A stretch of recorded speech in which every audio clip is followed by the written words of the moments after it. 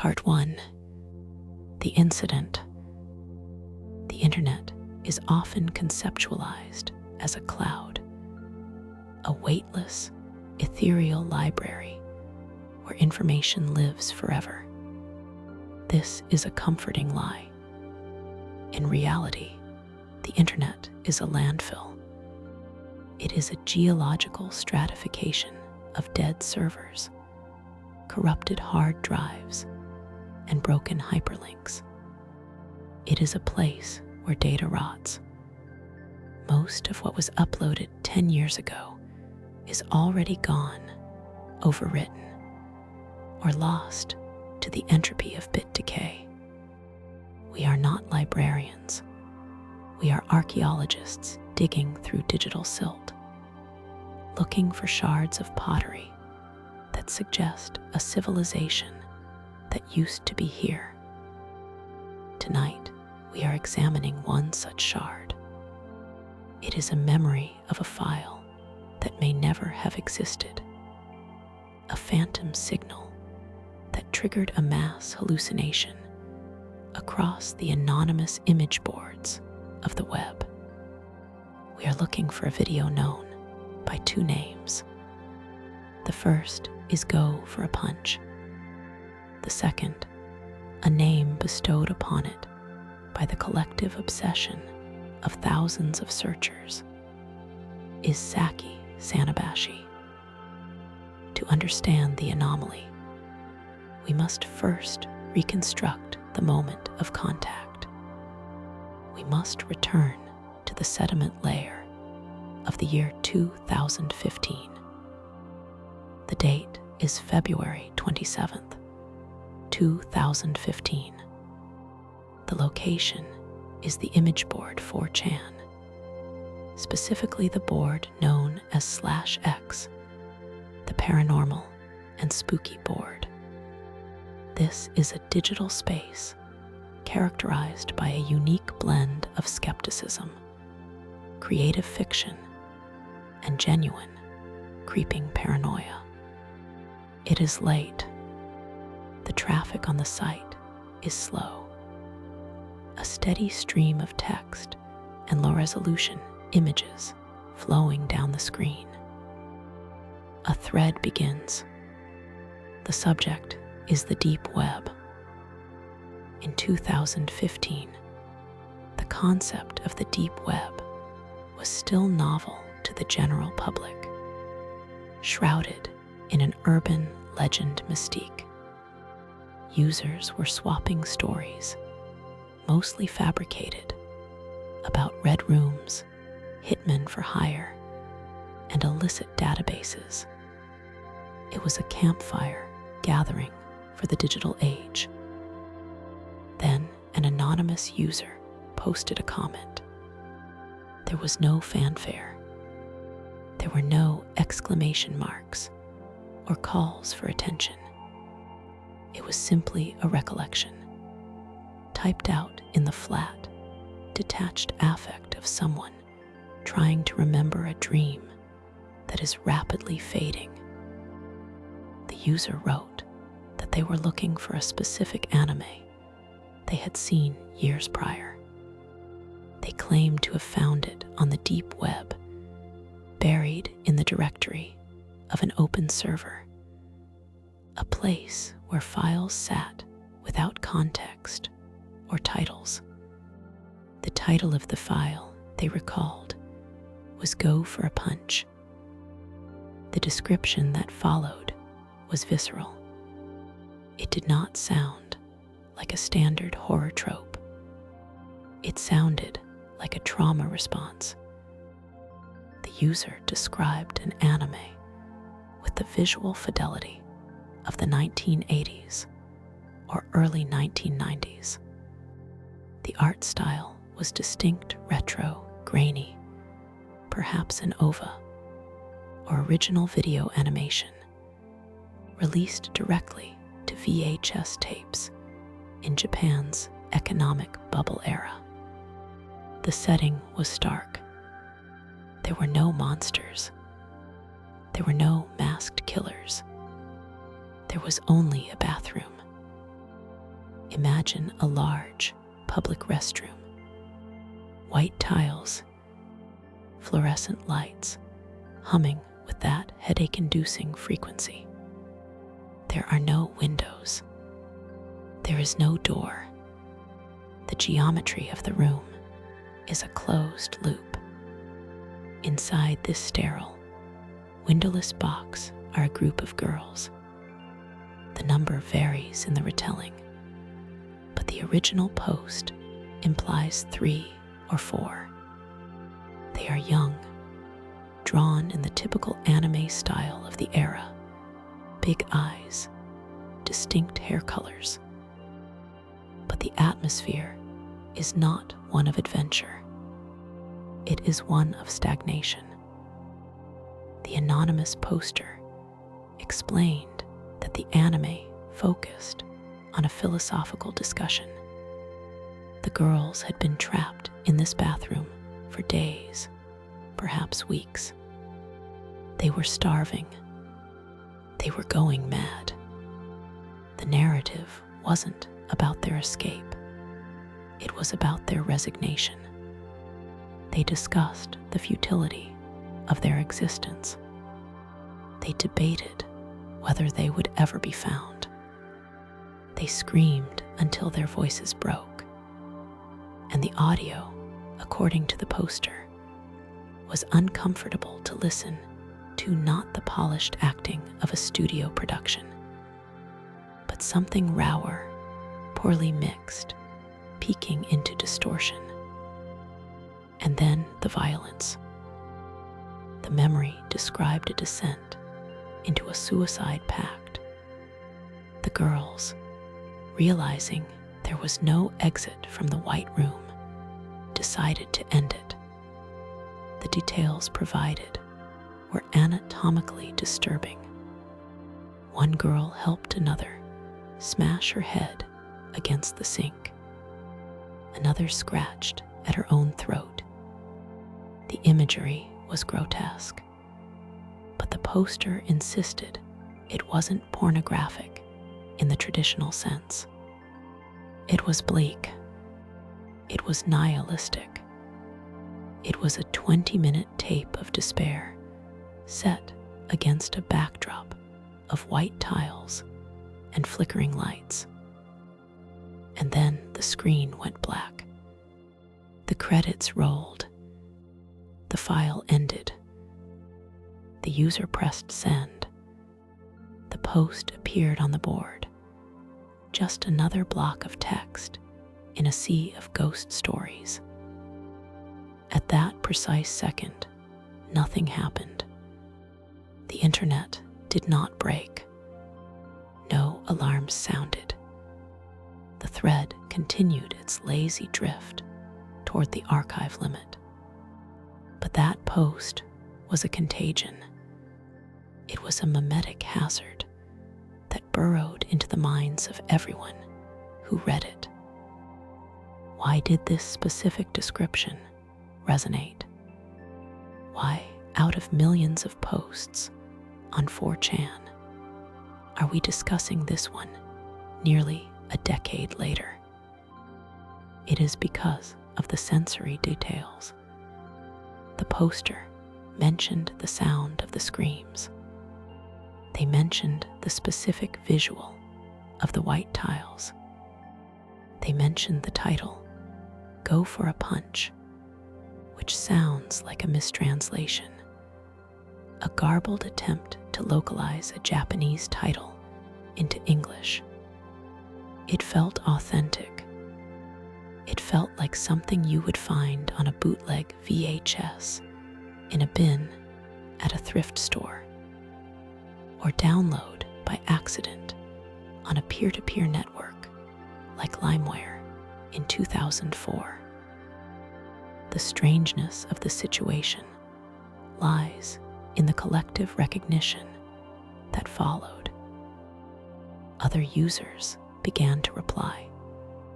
They didn't dismiss the story. They stopped scrolling. A few of them typed out hesitant responses. They said, I think I have seen this too. This is the pivotal moment. This is where a story becomes a mythology. If one person sees a ghost, they are hallucinating. If two people see the same ghost, it is a coincidence. But if a dozen strangers, separated by thousands of miles and hidden behind the veil of anonymity, all claim to remember the same white bathroom and the same white-haired girl smashing her head against a sink, it becomes a phenomenon. The discussion migrated from the paranormal board to the anime board /A. The tone shifted from ghost story to investigation. The users began to profile the memory. They analyzed the description of the art style. They suggested it looked like the work of specific studios from the 1980s. They compared it to the Gyro subgenre, a niche category of erotic grotesque art. But they noted that the original poster emphasized the psychological horror over the sexual elements. This was a chamber piece of suffering. It was Sartre's No Exit, reimagined as a low-budget midnight anime. As the search began, the details solidified. The memory became high definition. Users remembered that the main character had white or silver hair in a Haim cut, a princess cut with straight bangs. They remembered the soundtrack was non-existent, just the ambient hum of the bathroom lights and the wet, visceral sounds of the violence. They remembered the aspect ratio was 4:3. This creates a paradox. We have a vivid, second-by-second description of a piece of media. We can visualize the camera angles. We can hear the distortion in the audio. We can see the color of the blood against the white tiles. And yet, there is no record of this anime ever existing. There are no database entries on MyAnimalist. There are no VHS covers. There are no screenshots. There is only the memory, shared by a group of strangers in the middle of the night on an image board. The incident is not the anime itself. The incident is the creation of the memory. Consider the environment where this happened. It was late at night. The people reading this thread were likely alone, illuminated only by the glow of their monitors. The internet is a liminal space, a threshold between the real world and the void. In that state of semi-sleep and isolation, the mind is suggestible. When we read a description of a white room with no doors, we project ourselves into it. The claustrophobia described in the anime mirrors the isolation of the netizen. We are all trapped in a box, staring at a screen, waiting for a signal. The original poster, the patient zero of this infection, eventually vanished. They stopped replying. Their unique ID code disappeared from the thread. The thread itself hit the post limit and fell off the board, archiving into the digital abyss. But the seed was planted. The name Go for a Punch was deemed too nonsensical, too clumsy. The community needed a name that sounded more legitimate, more Japanese. Someone, somewhere in the thread, suggested Saki Sanobashi. The etymology is shaky. It is a broken assemblage of kanji that doesn't quite translate to anything coherent, much like the memory itself. But the name stuck. Saki Sanobashi became the classification for this lost artifact.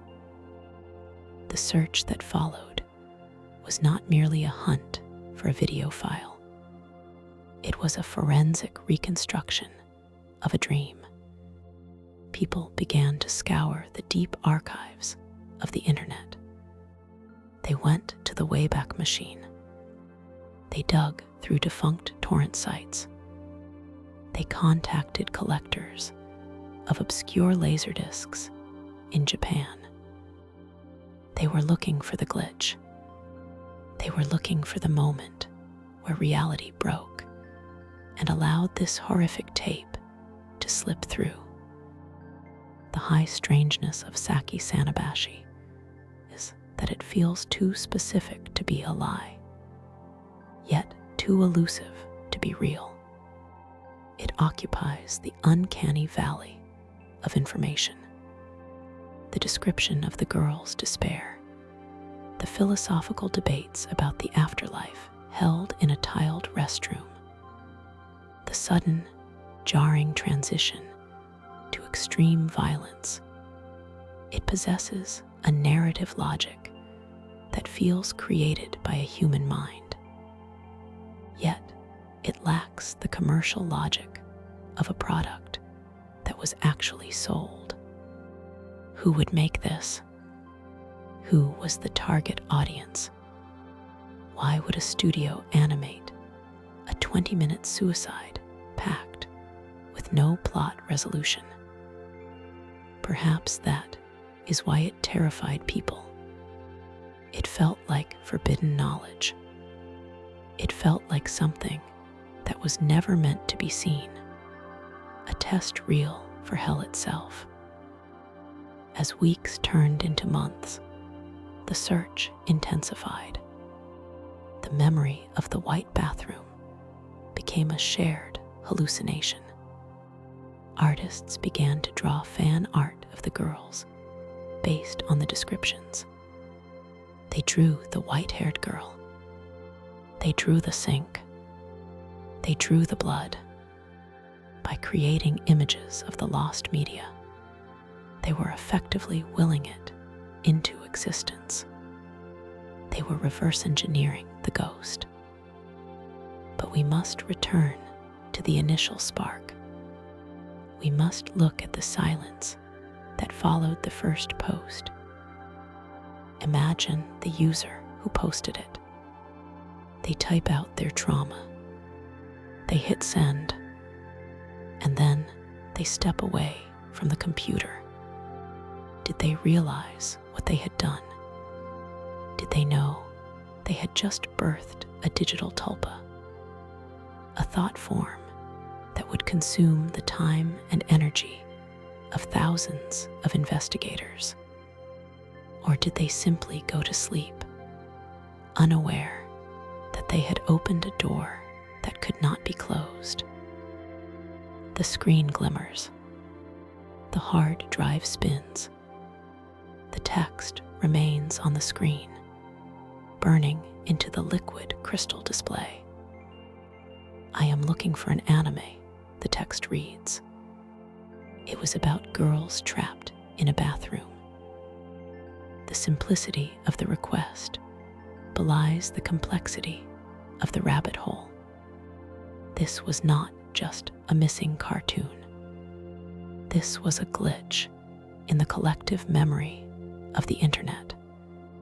It was a Mandela effect weaponized. We have to ask ourselves, if thousands of people remember the sound of the girl screaming, if they remember the flicker of the lights, if they remember the exact shade of the white tiles, does it matter if the file exists? The experience exists. The fear exists. The incident on February 27th was an intrusion. It was the moment the subconscious of the internet leaked into the conscious world. It was a broadcast from a station that wasn't there. And as the thread archived and the data began to rot, the searchers were left with a lingering sense of unease. They checked their own memories. They looked at the corners of their own rooms. They wondered if perhaps they had seen it too, late one night years ago, when the internet was wilder, darker, and full of dead ends. The anomaly had been logged. The file name was Go for a Punch. The status was missing. The hunt had begun. But as we peel back the layers of this digital archaeology, as we scrape away the noise and the rumors, we find that the white bathroom is not empty. It is crowded with the ghosts of everyone who went looking for it. The horror is not in the video. The horror is in the search. This is the nature of the incident. It was not a loud explosion. It was a whisper in a crowded room that suddenly made everyone go silent. It was the realization that we are all watching the same screen, and we are not sure who is broadcasting the signal. Welcome to the search for Saki Sanobashi. The tape is running.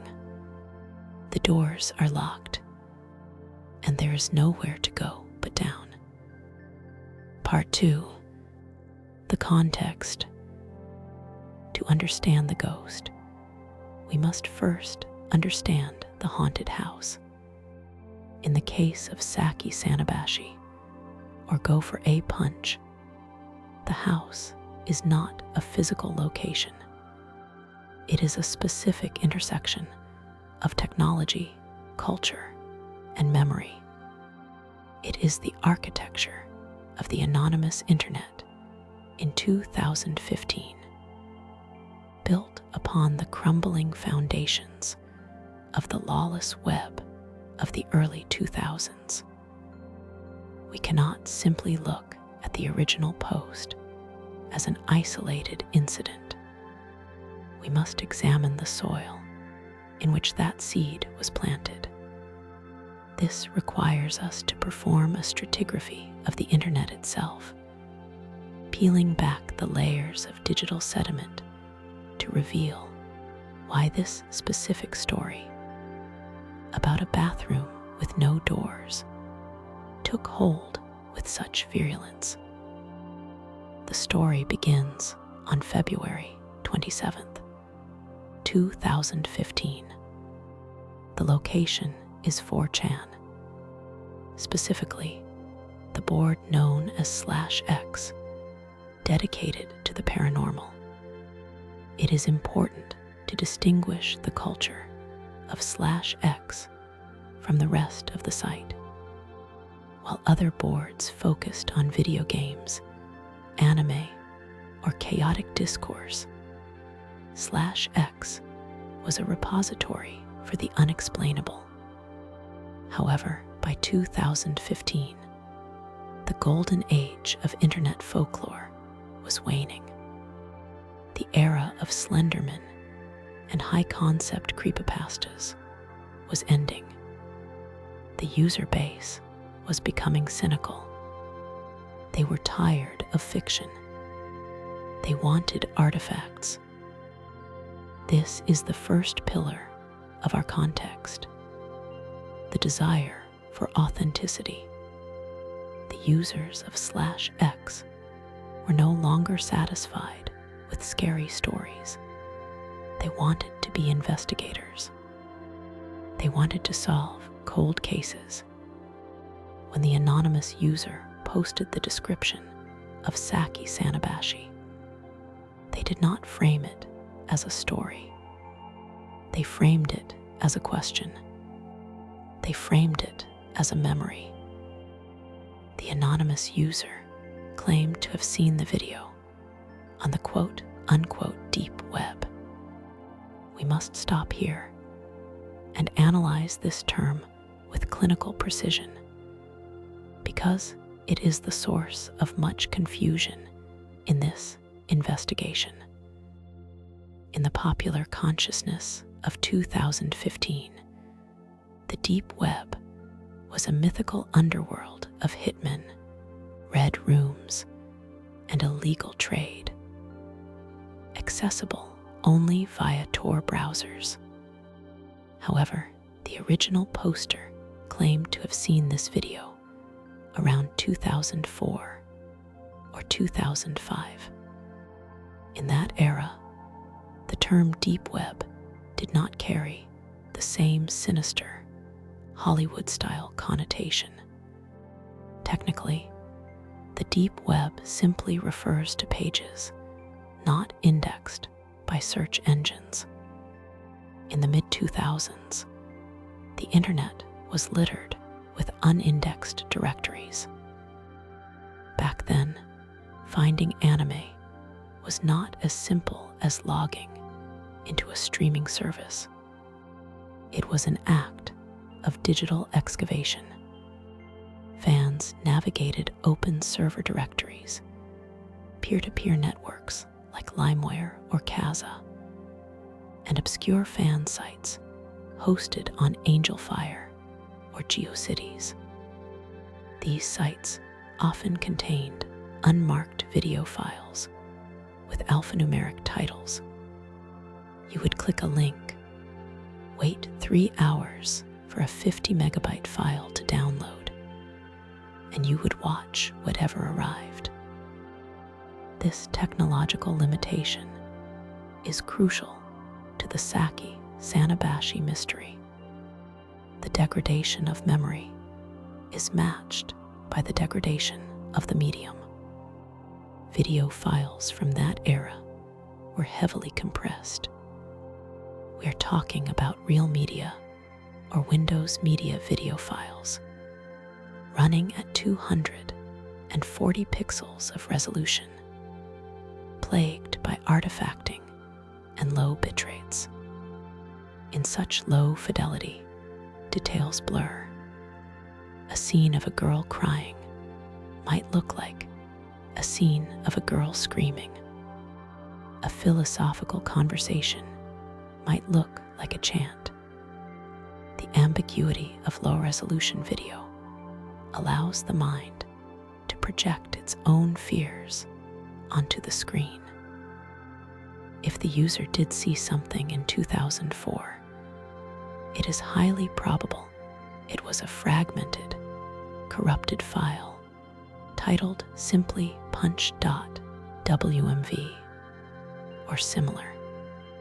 It would have lacked context, subtitles, or credits. It would have been a digital orphan, floating in the void of an open directory. This plausibility is what hooked the investigators. It felt true to the experience of the early internet. Now, let us move from the technology of the viewer to the history of the alleged content. Why was the description of Saki Sanobashi believable? Why did people not dismiss it immediately as a fabrication? Because the 1980s and 1990s in Japan were the Wild West of animation. This was the era of the OVA, or original video animation. During the Japanese economic bubble of the 1980s, there was an excess of capital. Investors were willing to fund almost anything. Unlike television anime, which had to adhere to broadcast standards and censorship laws, OVA releases were sold directly to consumers on VHS and Laserdisc. This meant there were no regulations. Directors were given free rein to explore niche, experimental, and often extreme content. This market birthed the cyberpunk genre, but it also birthed the splatter and ero-gyro genres. Ero-gyro, a portmanteau of erotic and grotesque, is a Japanese artistic movement that dates back to the 1920s, focusing on the fascination with the unnatural, the absurd, and the horrific. In the 80s, this movement translated to anime titles that are now legendary for their extremity. Titles like Violence Jack, Genocyber, and the infamously banned Shoujo Tsubaki, also known as Midori. These films featured stylized violence, philosophical nihilism, and often the suffering of young women. When the anonymous poster described Saki Sanobashi, they described a visual style that perfectly matched this specific era of anime history. They mentioned the round faces, the fluffy 1980s hair, the distinct lack of modern digital polish. They described the atmosphere as distinct from modern gore. It was cerebral, static, and melancholy. This specific detail gave the claim validity. A hoaxer usually invents something shocking for the sake of shock, but describing a static, philosophical conversation between girls trapped in a bathroom before their demise suggests a specific kind of art house horror that actually existed in the OVA market. It sounded like a failed experimental project from a studio like Studio Pierrot or Madhouse. Something that was released in a limited run of 500 tapes and then forgotten. The setting itself adds another layer to the psychological context. A bathroom with no doors and no windows. In the last decade, we have seen the rise of the liminal space aesthetic, images of empty hallways, backrooms, and transitional spaces that evoke a sense of dread and nostalgia. Saki Sanobashi, as described, is the ultimate liminal space horror. The bathroom is a sterile, private environment. To be trapped there is to be trapped in a space of vulnerability. The lack of exit implies a purgatory. The investigators on 4chan were not just looking for a gore video. They were captivated by this existential premise. It resonated with the feelings of isolation common among the internet-savvy demographic. The anime wasn't just about death. It was about waiting for death. That distinction is vital. We must also consider the role of the Mandela effect and collective false memory. As the search for Saki Sanobashi expanded from /X to / the anime and manga board, and then to Reddit and Discord, the story began to mutate. This is a phenomenon known in digital archaeology as recursive myth-making. Users would create fan art based on the description. New users would see the fan art and mistake it for a screenshot of the original show. They would then post claiming they remembered seeing that image years ago. This creates a feedback loop. The search for the media creates the evidence for the media. The tulpa begins to breathe. Furthermore, the title itself, Go for a Punch, is linguistically interesting. It is incoherent. It sounds like a bad machine translation of a Japanese title, or perhaps a misheard lyric. This, too, adds a layer of realism. Many bootleg anime tapes in the 90s had nonsensical English titles. If the title had been something generic, like The Bathroom Suicide, it would have been forgettable. But Go for a Punch has a jarring, rhythmic quality. It sticks in the mind. The context of the Saki Sanobashi mystery is also defined by what was happening in the lost media community at large during this time. The mid-2000s and 10s saw high-profile discoveries. The Clockman, a lost animated short from Nickelodeon, was found. Cracks, a terrifying Sesame Street short, was found. There was a prevailing sense of optimism. The internet felt infinite, yet searchable. There was a belief that nothing is truly deleted.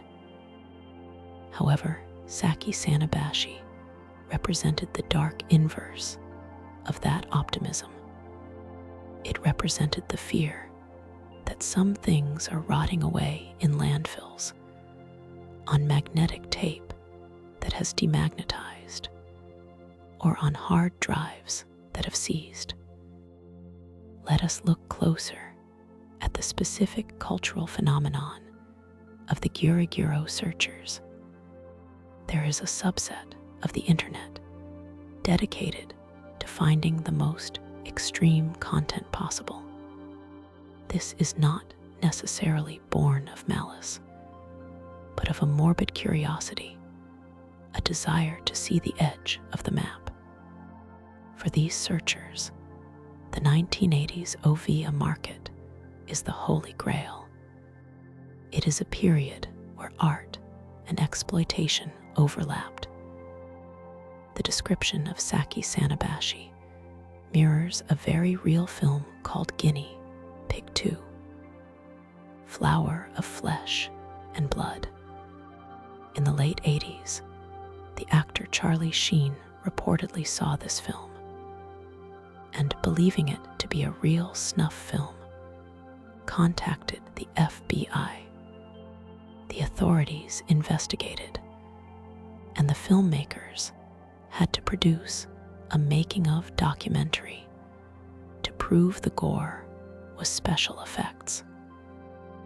This incident proves that the line between reality and fiction in Japanese video horror was intentionally blurred. The creators of that era wanted you to question what you were seeing. They used grain, handheld cameras, and bad audio to simulate reality. Saki Sanobashi fits perfectly into this tradition. If we assume the anime is real, it likely belongs to a category of media known as eroguro nansensu, erotic grotesque nonsense. This genre creates meaning through meaninglessness. The reported plot of the anime, a philosophical debate about never escaping, aligns with the nansensu philosophy. It is not a slasher movie where there is a killer to run from.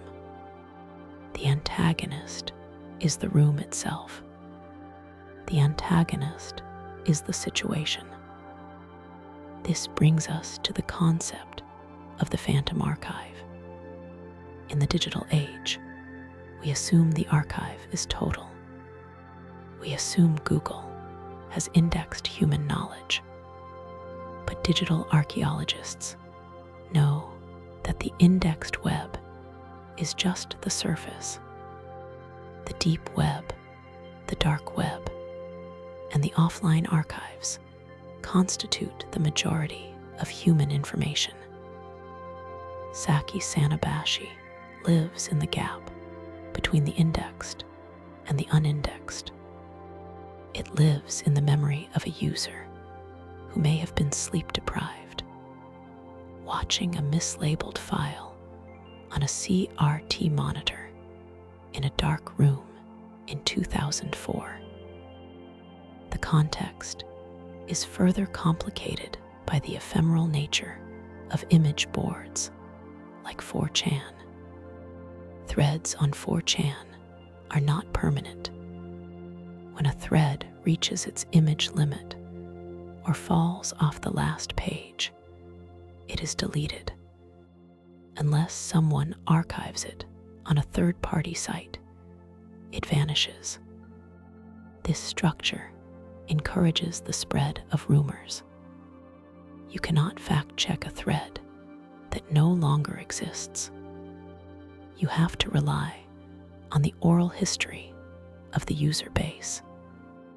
I saw it in a thread last week becomes a citation. In this environment, a suggestion becomes a memory. A memory becomes a fact becomes a legend.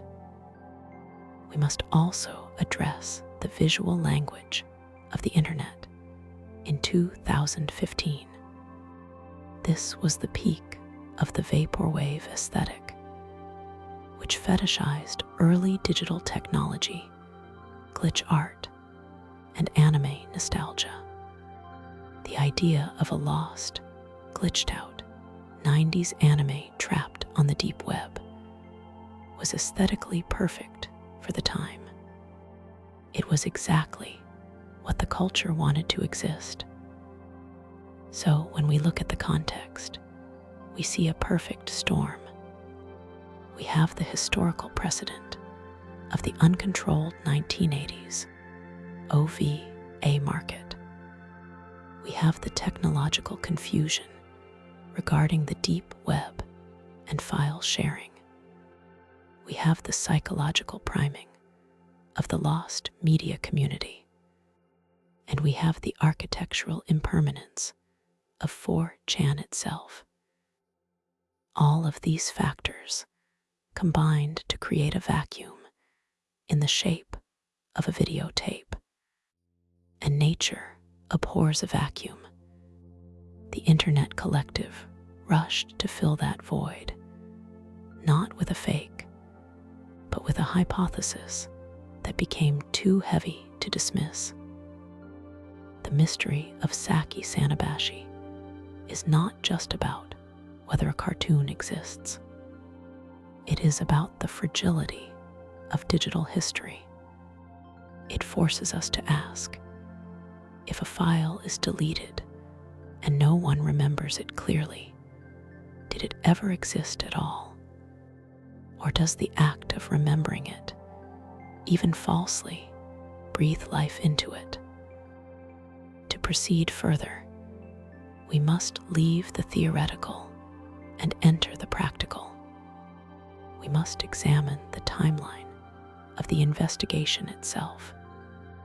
We must trace the footsteps of the thousands of users who scoured databases, contacted retired Japanese animators, and trawled through the digital wreckage of the 90s in search of 9 girls in a bathroom.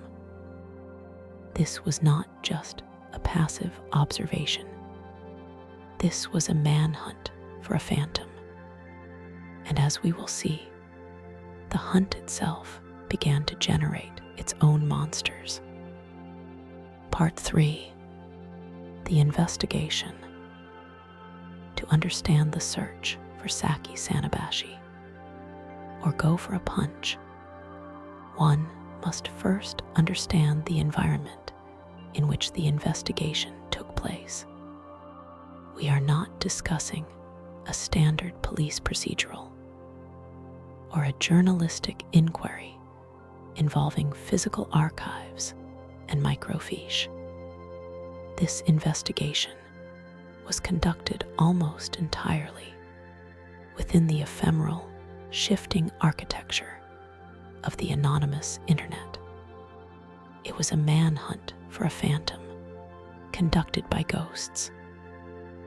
The primary theater of operations was the image board culture, specifically the paranormal and strange board known as /X and the anime boards. In these digital spaces, information does not travel in a straight line. It spirals. A claim is made.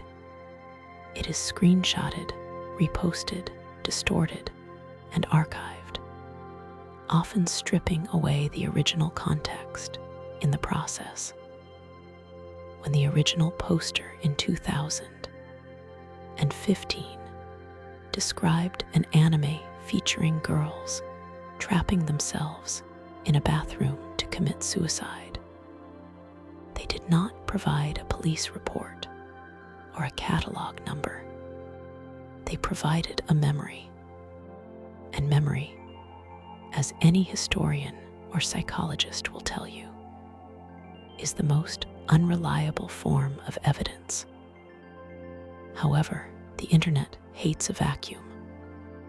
The sheer specificity of the description, the white hair, the architectural design of the bathroom, the philosophical nature of the dialogue before the violence acted as a hook. It felt too detailed to be a fabrication. This initiated what we might call the excavation phase. The first layer of the investigation involved traversing the known databases.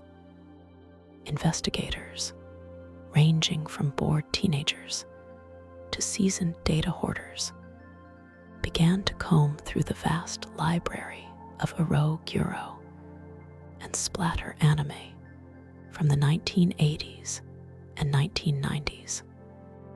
This was the golden age of the original video animation, or OVA. During this era, direct-to-video releases allowed studios to bypass television censorship laws, resulting in a flood of hyper-violent and sexually explicit content that often had limited distribution runs. The theory was sound. If Saki Sanobashi existed, it was likely a low-budget OVA from the late 80s, perhaps produced by a studio that went bankrupt shortly after release. Titles were put forward and rapidly debunked. The first major suspect was a series titled Euphoria.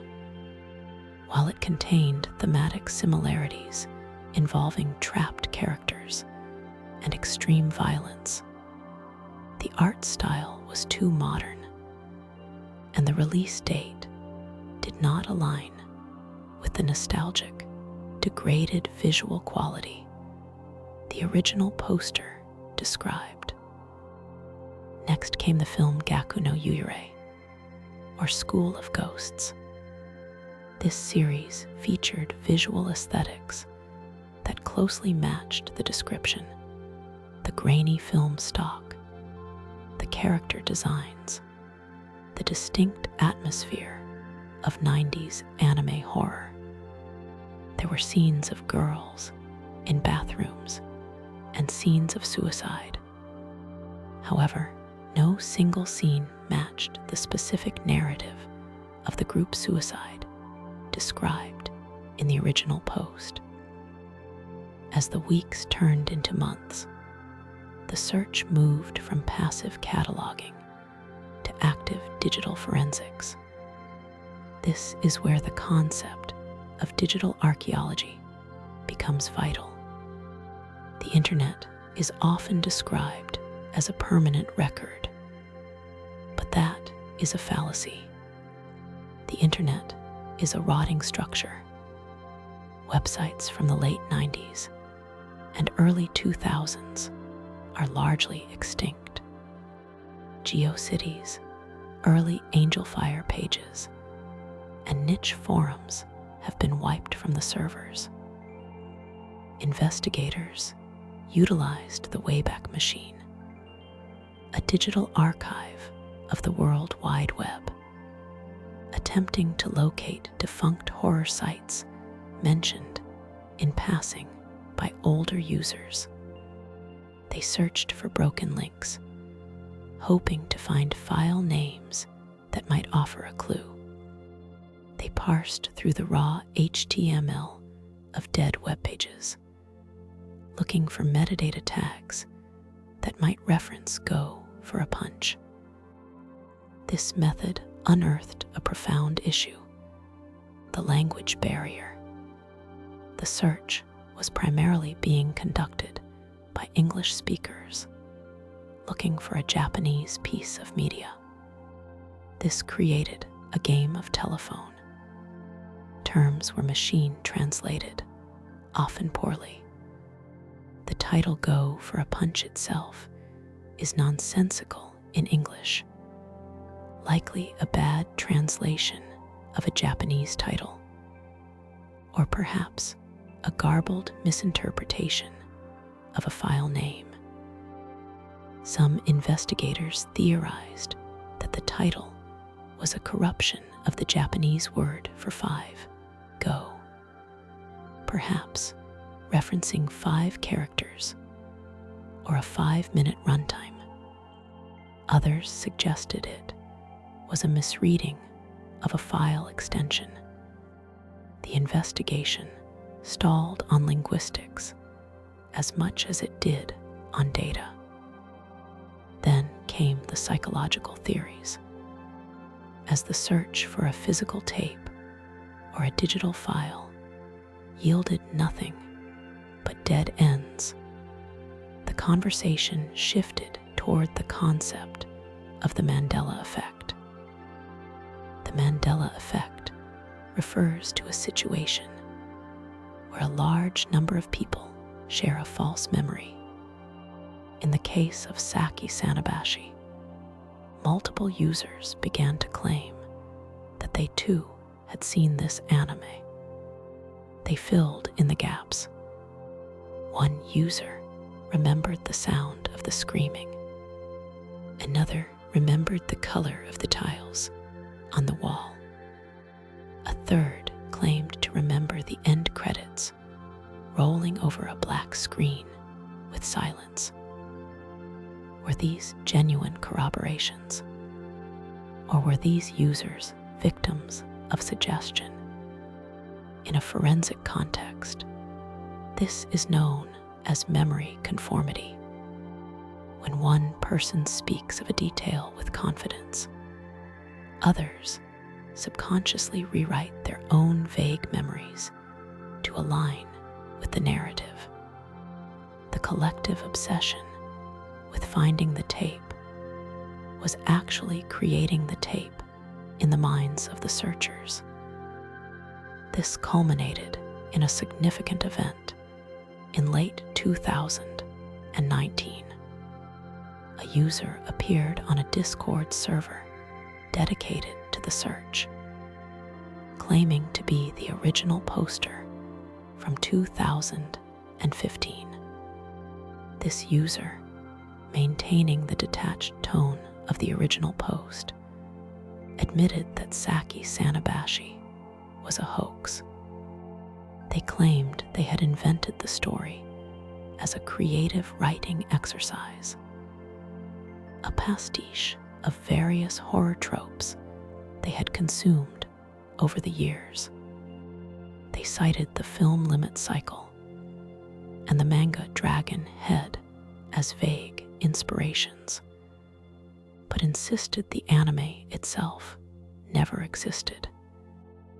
In a standard investigation, a confession usually marks the end. In the world of lost media, however, the confession was rejected. The community had invested too much time, too much emotional energy, and too much processing power into the search.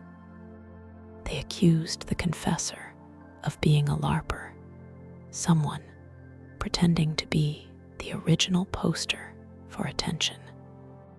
They dissected the writing style of the confession, comparing it to the original post from 4 years prior, looking for linguistic drift. The consensus was split. Some accepted the death of the mystery.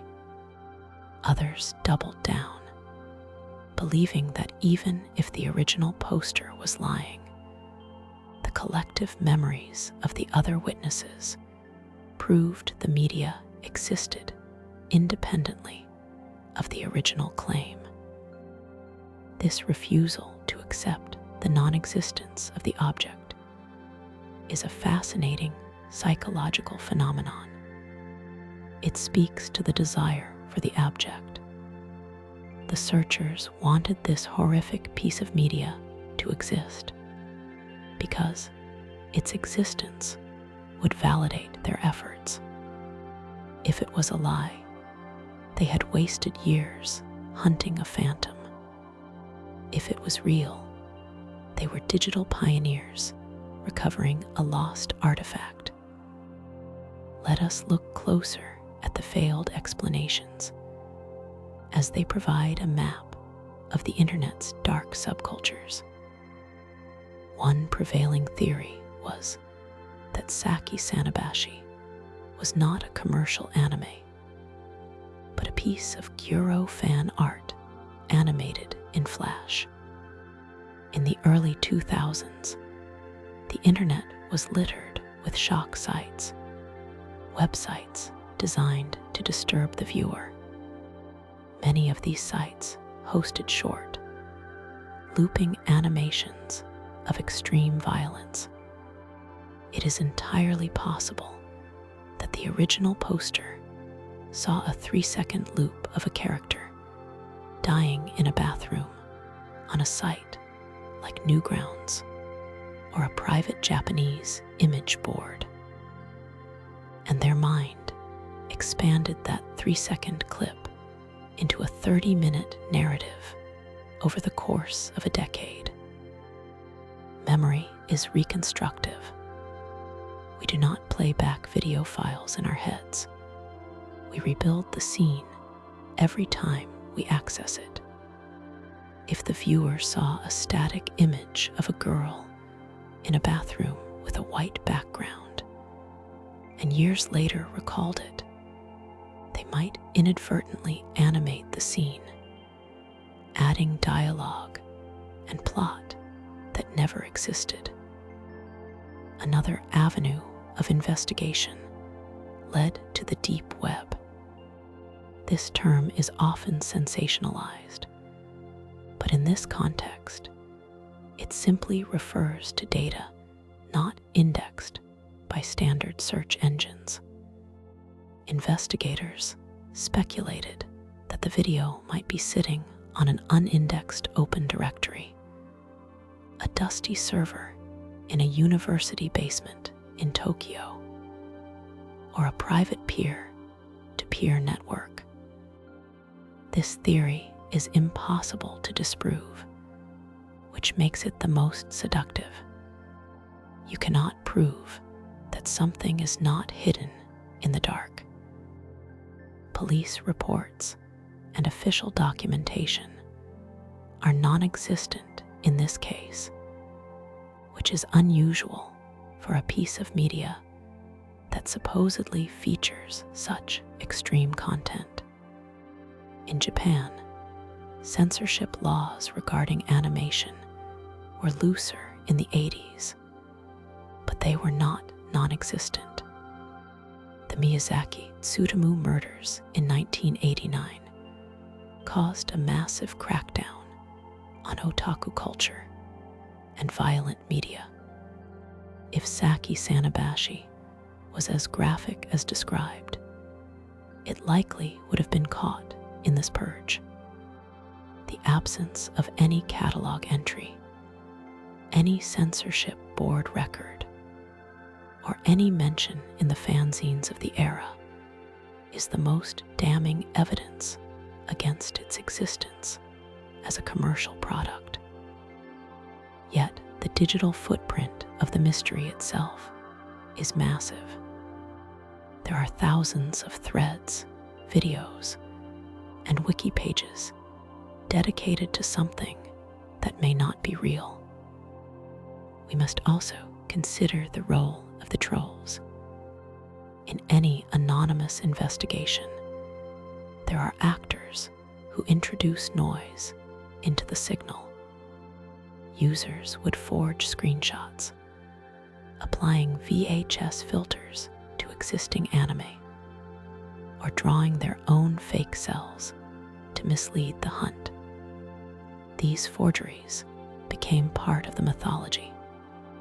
A fake screenshot would be debunked, but a year later, a new investigator would find it and present it as fresh evidence, restarting the cycle. The investigation also touched upon the concept of the tulpa. In Tibetan mysticism, a tulpa is an entity created through spiritual or mental powers. In internet folklore, it is a being or object brought into existence by sheer collective belief. The community of /X began to joke, with a hint of seriousness, that they were manifesting Saki Sanobashi. By 2020, the search had mutated. It was no longer just about finding the tape. It was about creating it. Artists began to animate their own versions of Saki Sanobashi based on the descriptions. They hired voice actors to record the dialogue. They scored the music. The simulation was beginning to overwrite the reality. If the tape could not be found, the internet would build a replica, so convincing that the distinction wouldn't matter. Why has this remained unsolved? It remains unsolved because it is likely a paradox. You cannot find an object that is composed entirely of misremembered data. The investigation hit a wall, not because of a lack of effort, but because of the nature of the target. We are looking for a dream. The digital archaeology revealed that the infrastructure of the internet is crumbling, yes, but it also revealed that human memory is the most corruptible hard drive of all. There are no police reports because no crime was committed other than the crime of wasting time. There are no studio records because no studio produced it. And yet the description lingers. The image of the girls in the bathroom, the claustrophobia, the philosophical resignation to death. It resonates. It taps into a very specific, very modern anxiety about isolation and entrapment. The investigation proves one thing definitively. We are terrified of losing things. We are terrified that a piece of art, no matter how grotesque, could simply vanish from the record. We hoard data because we fear the void. Saki Sanobashi represents that void. It is the blank spot on the map where the monsters used to be. The threads on 4chan eventually expire and are deleted. The Discord servers go quiet. YouTubers move on to the next mystery. But the digital archaeologist knows that nothing is ever truly gone, and nothing is ever truly found. We are left with a pile of evidence that points nowhere. We have a title that means nothing. We have a description that matches everything and nothing.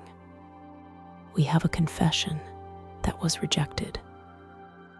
In the end, the investigation into Saki Sanobashi tells us less about lost anime and more about the searchers themselves. It is a mirror. When we stare into the static of a dead channel, we are desperately hoping that something, anything, will stare back. The search continues, not because there is hope of finding the tape, but because the act of searching has become the ritual. The mystery is the content. The lack of an answer is the answer. But let us assume for a moment that the skeptics are wrong. Let us assume the confession was a lie to stop the harassment. Let us assume that somewhere, on a magnetic tape degrading in a humid closet in Osaka, the girls are still waiting in that bathroom. If that tape exists, it is the holy grail of the dark web. And like the grail, it may only be visible to those who have already lost their way. This concludes the analysis of the investigation. The final part of our dossier will examine the recreation, the legacy, and the philosophical implications of a memory that refuses to die. Part 4. The aftermath. The digital dust has settled.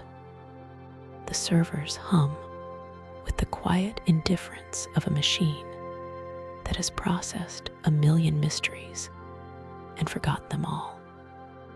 We have arrived at the terminus of the Saki Sanobashi investigation.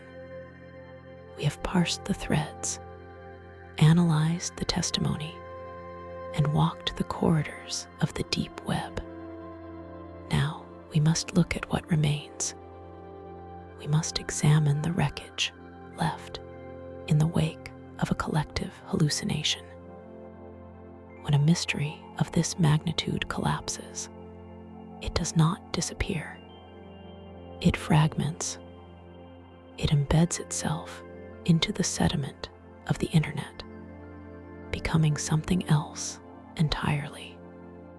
In the world of physical archaeology, a ruin is defined by what has fallen. In digital archaeology, a ruin is defined by what refuses to be deleted. The primary legacy of the Saki Sanobashi search is not the discovery of a lost anime.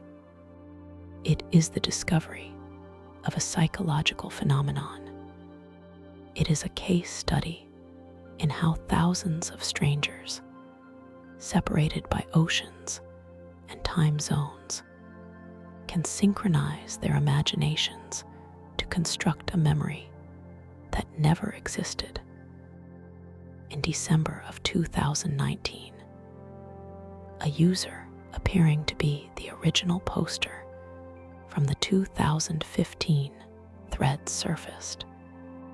They claimed that the entire story, the bathrooms, the philosophical debates, the gruesome suicide, was a fabrication, a lie constructed to test the waters of the board, a piece of creative writing that spiraled out of control. For many, this was the end. The confession was the period at the end of the sentence. But for the true believers, the digital detectives who had poured years into this hunt, The confession was merely another layer of static. Denial is a powerful force. In the architecture of conspiracy, a confession is often interpreted as a cover-up. The community fractured. This schism created two distinct timelines. In one timeline, Saki Sanobashi is a hoax, a ghost story told around the campfire of the internet.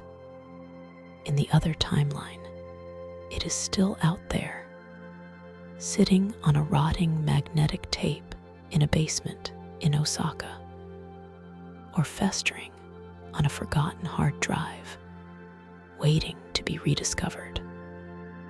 This refusal to let the mystery die gave birth to a strange creative renaissance. If the internet could not find Saki Sanobashi, the internet would build it. This is the most fascinating aspect of the aftermath. Artists, animators, and sound designers began to reconstruct the anime based solely on the descriptions provided in the search threads. They drew the 9 girls. They painted the claustrophobic, windowless bathroom. They animated the flickering lights and the degradation of the characters' minds. They composed the haunting, discordant soundtracks described by false witnesses. This is a reversal of the natural order of media. Usually, a piece of art inspires a fandom. Here, a fandom inspired a piece of art. They engaged in a form of reverse engineering, pulling a non-existent signal out of the noise. These recreation projects are now the only tangible evidence of the legend. If you search for Saki Sanobashi today, you will find images. You will see the characters. You will see the blood. But you are looking at a simulacrum. You are looking at a copy of a copy, for which there is no original. It is the ultimate expression of the Mandela effect, solidified into JPEG and MP4 formats. Let us walk through the digital site as it exists today. If you attempt to trace the original threads on 4chan, you are met with the digital equivalent of a graveyard. The archives, such as Warasu, hold the text, but the context is gone. The images that accompanied the discussions are often broken links, leading to 404 errors. These error pages are the liminal spaces of the web. They are the empty rooms where the conversation used to happen. Reading the archived threads now feels like reading letters from a war that ended years ago. You can see the hope in the timestamps. You can trace the manic energy of a lead that seems promising, only to watch it fizzle out in the subsequent posts 3 hours later. You see users posting confidently that they have found it, only to be debunked within minutes. The emotional arc of the search is frozen in amber. The Discord servers that once buzzed with 24-hour investigation are now largely silent. Some have been deleted entirely, wiping terabytes of discussion from existence. Others remain as ghost ships. Users are still logged in, their status lights set to away or offline, their last messages dated months or years ago. Occasionally, a new user will join, asking if there are any updates. The silence that answers them is heavy. It is the silence of a library after closing time. The Lost Media Wiki, the central hub for such investigations, lists the case with a heavy designation: existence unconfirmed, or in some circles, debunked. But the page remains. It serves as a monument. It details the timeline, the leads, the hoaxes, and the theories. It is a dossier of failure, but it is meticulously maintained. It proves that the search mattered, even if the object of the search was a phantom. However, despite the confession and the recreations, there are questions that remain unanswered. These are the loose threads that keep the digital archaeologist awake at night. First, there is the question of the source material. Even if the original poster lied, they likely did not invent the imagery from whole cloth. The human mind rarely creates in a vacuum. It synthesizes the specific details, the architectural style of the bathroom, the Heim cut of the main character, the philosophical dialogue regarding purgatory. These elements were likely pulled from somewhere. Was it a misremembered scene from a legitimate horror anime like Midori or Gaku no Kaiden?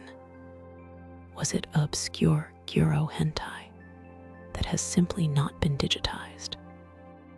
Or was it a scene from a live-action film, filtered through the distorting lens of memory and translated into animation by the mind's eye?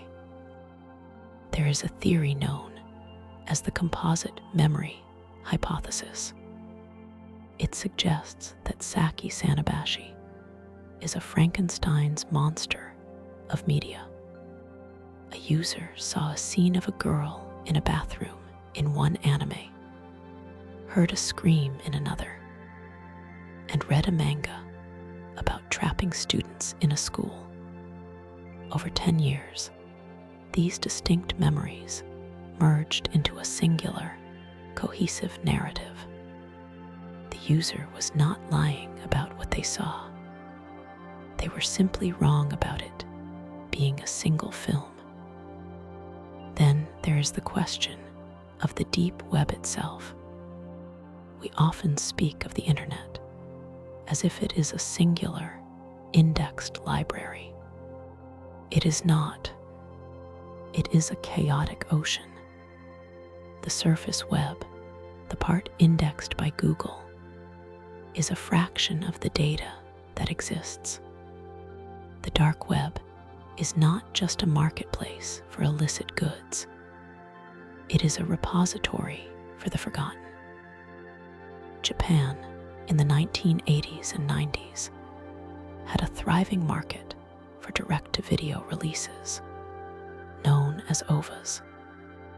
Many of these were produced in small batches, sold in independent shops, and never digitized. They were experimental, violent, and often created by amateurs. It is statistically probable that there are thousands of hours of anime from that era that have completely vanished. Is it possible that Saki Sanobashi, or something remarkably like it, is sitting on a VHS tape in a landfill in Tokyo? Yes, the probability is non-zero, and that sliver of probability is enough to keep the ghost alive. We must also consider the nature of the trolls. In the investigation, we encountered numerous individuals who claimed to have the file.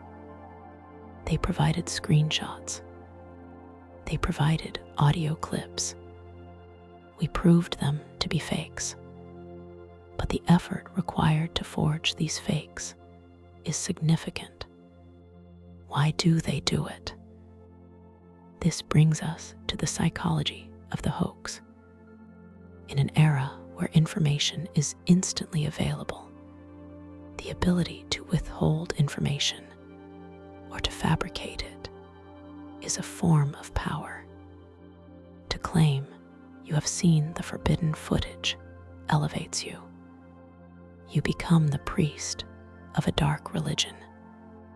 The hoaxers are not just seeking attention, they are seeking control.